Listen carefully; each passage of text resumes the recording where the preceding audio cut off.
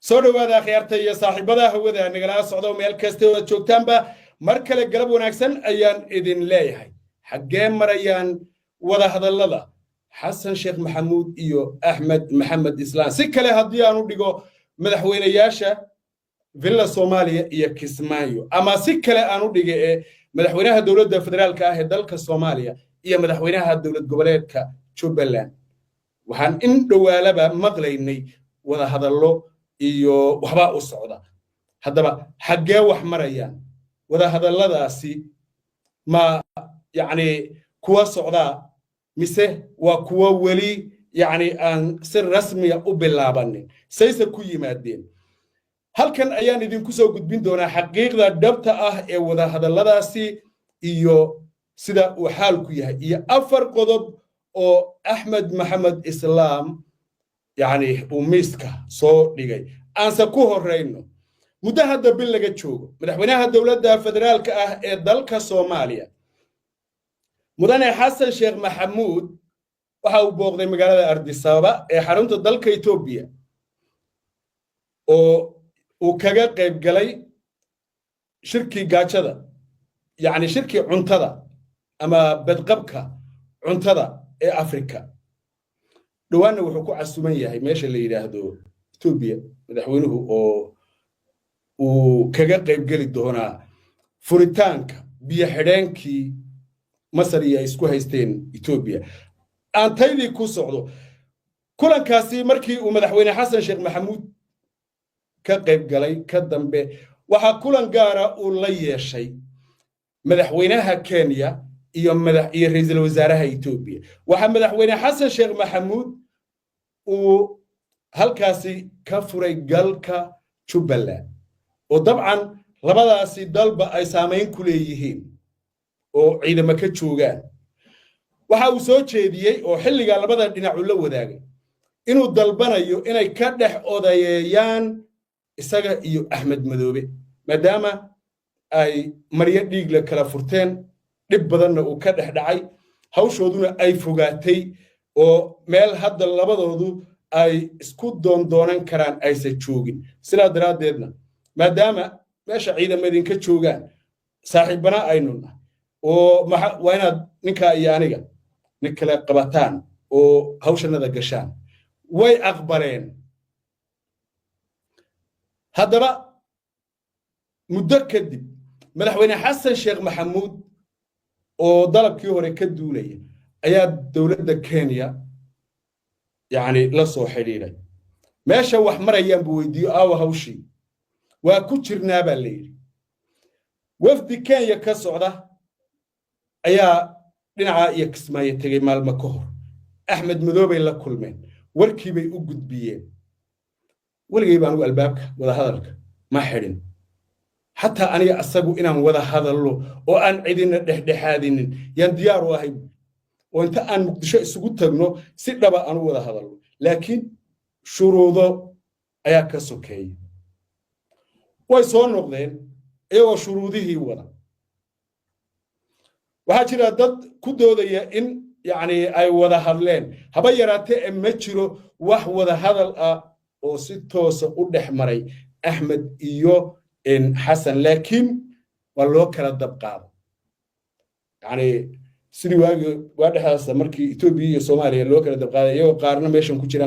كتيران يا كلبا إن وسير كتركي وانتقلوا وتقوا وحكسوا قريش الأساس اللي هنا يبين كنا محل كذي جواب بس يعني واسير يوكل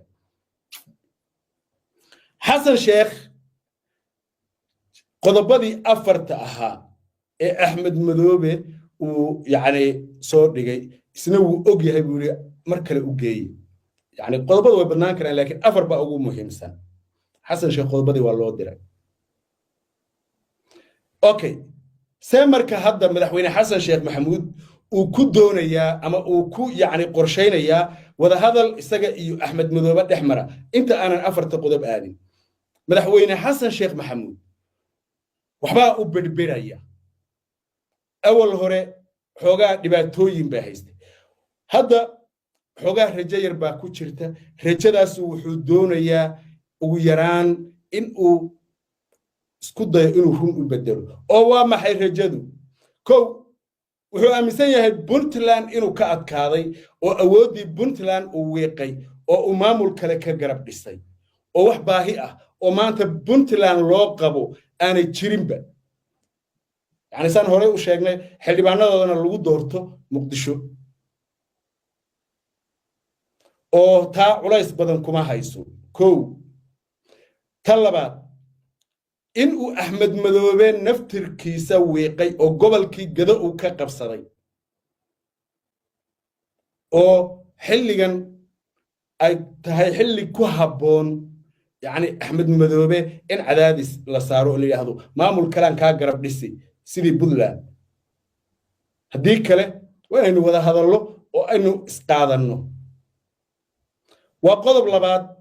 oo u tusay Xasan Sheekh inay tahay xilligan xilligii ku habboonaa wada hadal isaga iyo Axmed Madoobe dhexmara qodobka saddexaad mucaaradkii Muqdisho ee madasha la baxay waxa uu aaminay in uu weeqay awoodoodii oo iyagiina uu kala dhantaalay oo ay salahayn awood iyo miisaan maanta ay yani kula isaga loolamaan saddex qodob oo aad muhiim u ah in uu haysto yani maamuladii kale oo ilaa iyo 4 maamul ah oo garabkiisa taagan oo yani aqlabiyad ah qodobadani afarta ayaa madaxweyne Xasan Sheekh Maxamuud waxay tuseen si caqabadaha yani yaryar ee ku horgudban loo dardaro in ay tahay xilligii ku habboona oo say ugu habboon tahay in beesha caalamka iyo dalalka dariska ah loo tuso in madaxweyne Xasan Sheekh Maxamuud uu diyaar u yahay nabad iyo wada xaajood iyo in wax walba miiska dushiisa lagu dhameeyo una si cad u yiraahdo yani madashii waaniga qaar la heshiiyey xagga waaniga maamulka ka dhisay halkan Axmed Madoobe waaniga ka dalbaday inuu maxaan ku yiraahdaa aan nala dhexdhexaadiyo waxaas oo dhan waxaan u sameeynaa waxa weeye waa dalkan yani doorasho la wada leeyahay inay ka dhacdo maxaan ku yiraahdaa horey loo socdo oday baan ahay nabad doona waka taasi waa meel waxa kale ee uu yani cabsida uu qaba ay tahay bisha inagu soo foolle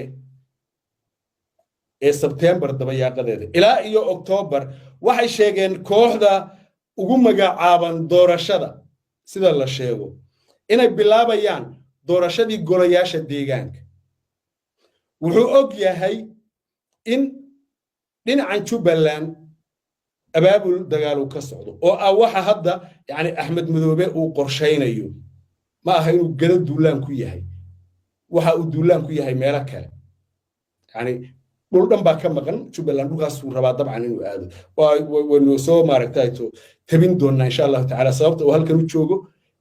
iyo qorshaha duulaankaas hal mar waxaan ka sameyn doonaa insha Allah barnaamij aan si faahfaahsan idin kula wadaagayno laakiin halkan hadda uma joogo Axmed Maxamed Islaan yani wada hadal iyo wada xaajood mid uma jeedo wixii isugu gudbiyay waxa markii la gudbiyo haynoo ahaatay ama ha aqbalo ama ha diido waxa marka u muuqata doorashada golaha deegaanka ee October iyo September bilaabmaysa in yani aan laga carqaladayn min Muqdisho ilaa iyo Gado inaan laga carqaladayn oo yani uu yiraahdo maxaan ku yiraahdo wakaasa aniga wada hadalkii wixii hadii dib dhacana yani kooxda Axmed baa ka dambaysa marka fursada u muuqda iyo caqabado labaduba yani tusinaya wada hadal inuu la yeesho Axmed Madoobe marka aynu marka inta ka gudubno madaxweyne Xasan Sheekh Maxamuud qorshaha kale ee wada hadalkan ama ahmiyadda ugu weyn ee uu ka leeyahay waa in tashwiish uu ku dhex furo mucaaradkii tusaale yaroo kooban waxa hadda isku mowqifa xubnaha madasha samata bixinta ee yani kooxdu ay ka soo goosatay intii laga soo goostay Jubbaland iyo Puntland waa isku mowqif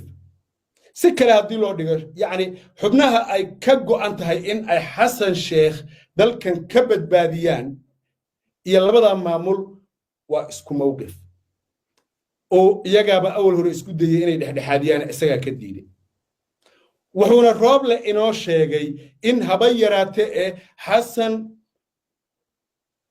ay ka go'an tahay inuu sii xoojiyo dagaalka Jubbaland iyo Puntland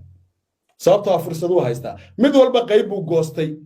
sida uu aaminsan yahay marka looma baahna jeerteen iyo ogaadeen wey kuwan Jubbaland Mareexaan baan ka soo goostay kuwa kalena waxaan ka soo goostay dhulbahanti iyo Warsangeliya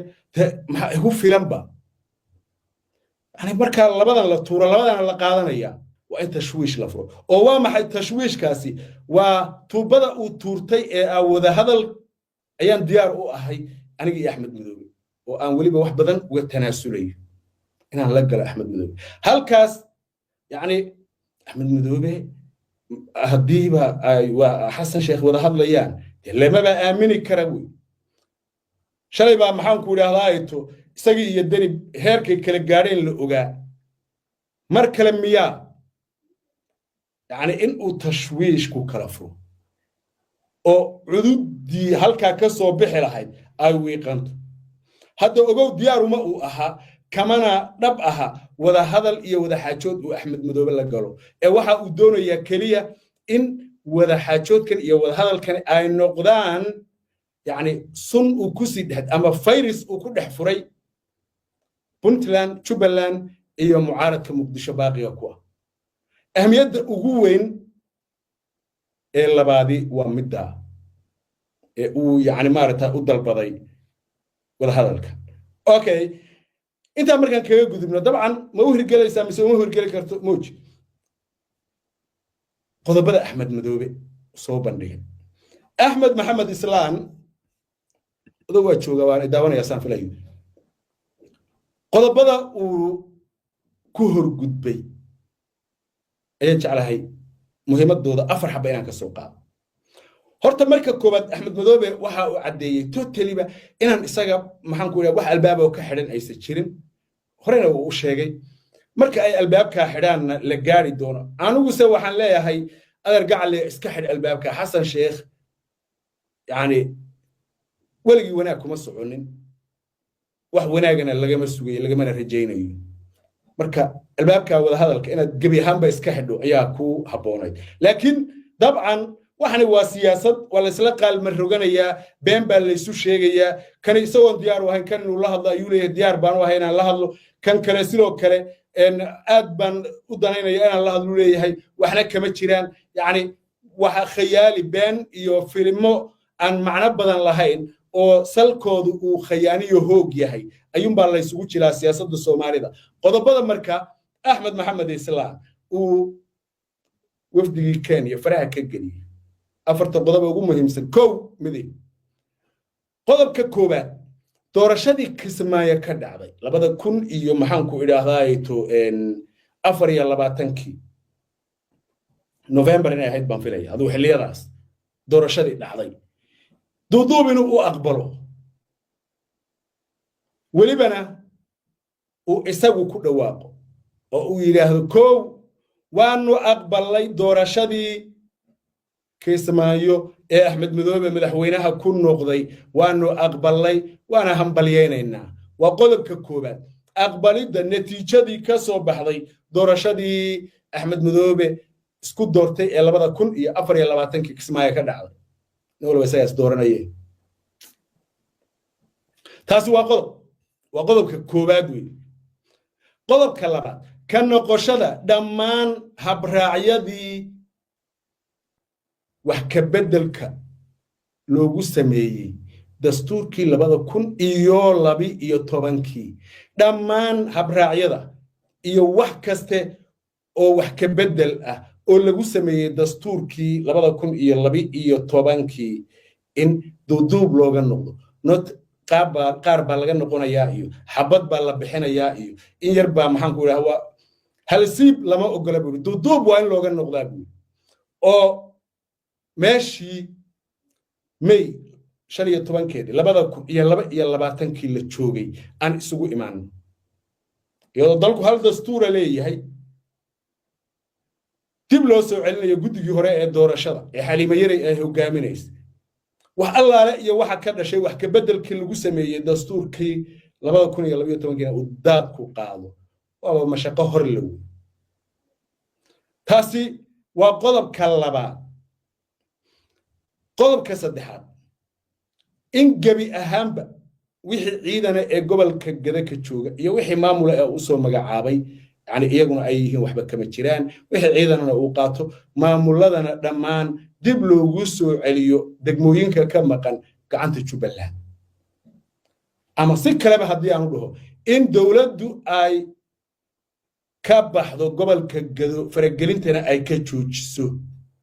مامولا كتشيرنا يا شرع الدرة أنا يعني أي يدك حيث ماشي أي جيني سنة أي جيسو ومامل كتشوب لأن مامل أوليه وحن هاي أنا كشقيني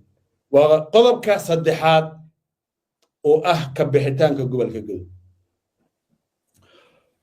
وقلب كمركا قلب يعني عجائب ترى يعني سيديسا قدم كبران وحكروا دن سيم بلغي يلكرا لكن قلب كان أفراد أيا قلب وحكرا قلب كأفراد وده هذا الكستة أو أن يلانينه وده هذا الكستة أو ندح مريا حسن شيخ واحد دولة فدرالي هذا ماشي متشوكتي فقاري لو نيه أيو كدعية أو أي حاضر كيهين مداشة سما تبحنتا إيو بنتلان يوليبا عدي كلا اللو باهدو مدال أين تشوغين أما قوب أين تشوغين معارض كسما تبحنتا مقدشو iyo Puntland wax wada hadala oo nagu dhexma wax wada hadala oo yaani gaar noo dhexmaray ma jiraan waa in iyadana qodobkaas oo doodoob u liqa oo ku xisaabtamo meesha aan ku wada hadlayno inay noqon doonto fagaare la wada fadhiyo afarta qodob ayaa Axmed Madoobe uu dul dhigay odayga Xasanaha afarta qodob marka aad fiiriso dabcan midba midka kale waa ka adag yahay madaxweyne Xasan Sheekh Maxamuud suuragal ma ka tahay inuu yiraahdo Axmed Madoobe oo warqad waarana u jaray oo uu yiraahdo la soo xiro ina muxuu ahaa ina suuban sabriye miyo ah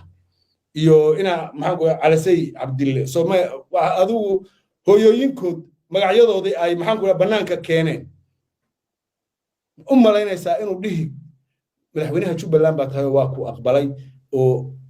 wiilashii dhintayna anay dusheeda yihiin wax kasta oo dhacayna ana mas'uuliyadeeda qaaday umaleyn maayo Xasan Sheekh inuu taa fudayd ku aqbalayo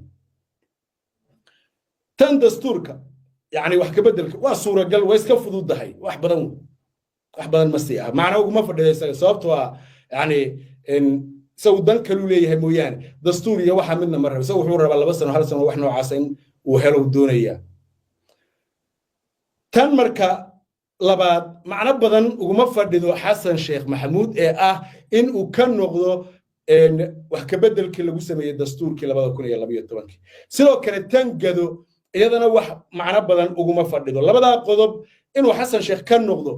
yani waxba ugu ma fadhiyaan labadaba wuu ka noqon karaa oo waynu soo aragnay mid waa tan hadda yani Umar Cabdirashiid iyo Shariif uu yiri waa uga tanaasulay degadana waaba kii wixii dawladda ka joogay ka rartay markii uu madaxweynaha noqday maxamed Axmed Madoobe duuduub ugu geeyay gado oo isxambaarsan marka gadana macna ugu ma fadhido dastuurna macna ugu ma fadhiyo laakiin labada qodob